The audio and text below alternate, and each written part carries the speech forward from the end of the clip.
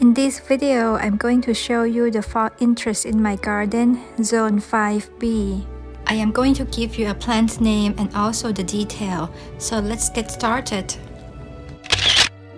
When you hear about the fall interest, it doesn't mean just for the fall bloom flower, but it also includes the ornamental grass because it is the season when the ornamental grass will set seeded, fall foliage, flower seed heads, and berries. The first plant I want to show you is the Berry Poppins or winter berry. It will reach about 4 feet tall and 4 feet wide. I want to create a hedge here and then it will turn into the berry hedge in winter time. This is a female plant, so you really need a male plant in order to pollinate within 50 feet one another. One male plant will pollinate up to 5 female plants. I was thinking to buy berry heavy gold to have some golden berries in the winter time, but it is quite large, up to 8 feet tall and wide. I need to find a place for it. The second berry that I have in my landscape is the berry from the Sangria, St. John's wort. This plant has a cluster of the golden flower like the other St. John wort, but it has a unique dark green foliage, a deep red stem, and also the deep red berries starting from July all the way through fall. So you technically don't need to wait until fall to get the berries, and this plant also has been used in several flower arrangements. It will reach 3 feet tall and 3 feet wide. It likes full sun to part shade area. The third berry I have is Crabapple, Malus, Louisa. It is a weeping small tree that reaches 12 to 15 feet tall and wide. I really don't know if I like it though. This is the second year, but it doesn't really grow much. Or maybe because of the volt activity underneath. I'm not really sure about it. Other berry that it looked interesting that I was thinking about it is a rose hips. If you know any rose variety that produce a nice rose hips for the small landscape and easy care, could you let me know under the comment? I would love to try it. For the ornamental grass, I have only one, which is a northern Sea Oats. It can reach 3 feet tall and 18 inches wide. It is unique in a way that it can grow in any sun condition from full sun to full shade area. The next one is flower seed heads. I really love Penstemon, at least the one in my garden, which are the Penstemon Pocahontas, Dark Tower, and Red Husky. They all produce the same red flower seed heads. In June, the cluster of bell-shaped lavender pink blossom with this red stem have been attracting a lot of pollinators in my garden. It is about 3 feet tall and 24 to 30 inches wide. They'll very long bloom in the landscape for a few weeks. Once they are done with blooming, they're left with these interesting reddish seed heads that really remind me of the Halloween. In fall, the foliage changes into this burgundy reddish color. They're very stunning. The next one is Millennium Allium.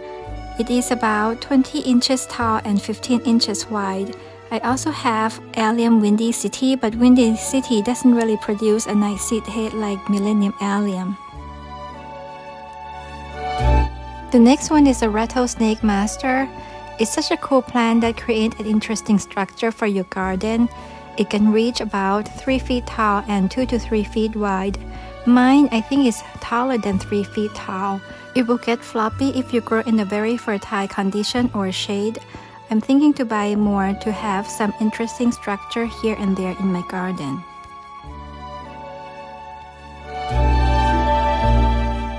The next one is Echinacea pallida or the native cornflower. It can reach about 3 feet tall. Although I don't like these leggy looking, but the goldfinch love to eat the seed heads, so I will leave them alone. If you know what caused it to be this leggy, please let me know under the comment. The fifth seed head is Agastache Blue Boa. If I have to choose two perennial in my garden, I probably would choose Agastache Blue Boa and Penstemon Pocahontas. They are such a long bloom plant. It is about 2 feet tall and 16 inches wide. It has such a strong stem that can carry 5 inches of this deep violet cluster of the flower spike. All the pollinator, hummingbirds, and even goldfinch love them. Once the flower fade, these dry flowers still stay strong and create the fall and winter interest.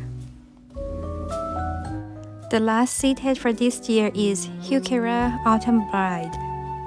It is about 18 to 24 inches tall and 18 inches wide. I really love this strong stem in fall. The next topic is about fall foliage. The first interesting fall foliage plant is Amsonia Blue Star.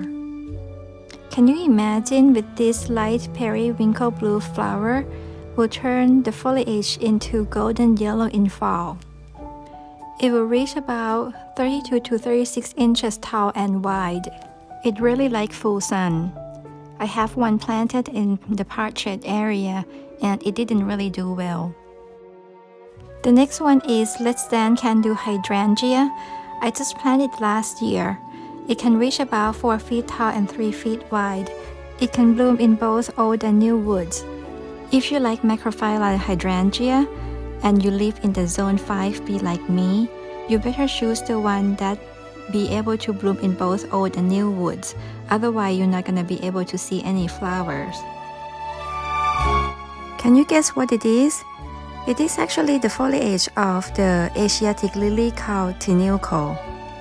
The flower itself also very pretty with this coral pink with wine brush stroke, but the fall foliage what surprised me more.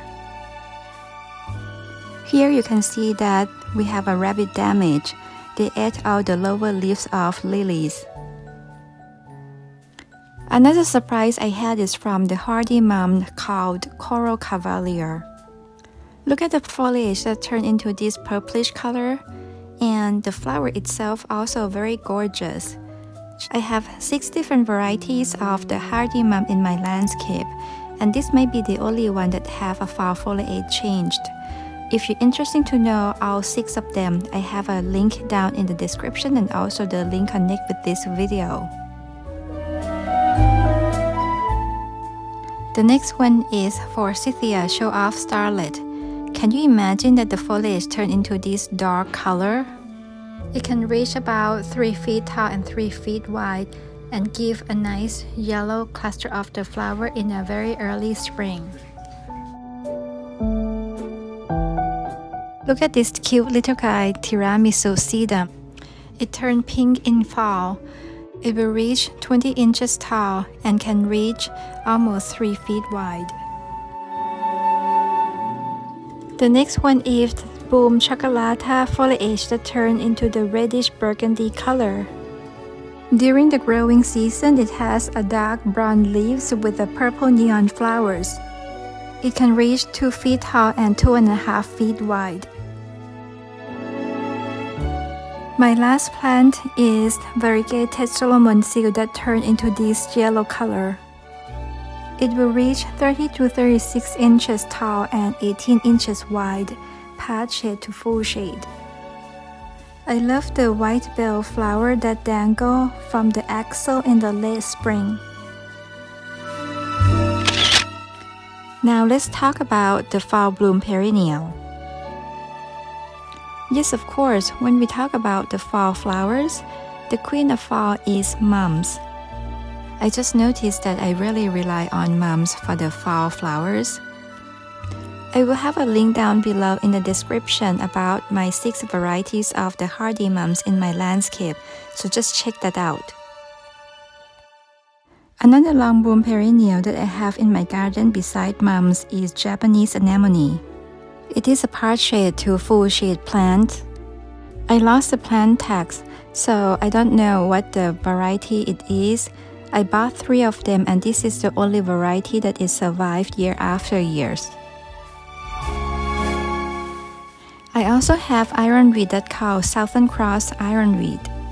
This is a smaller version of the ironweed that will grow about 3 to 4 feet tall and wide.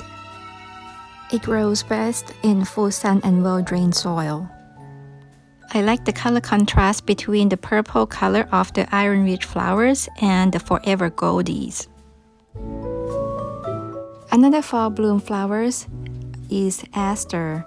I have aster woods purple and also aster woods pink.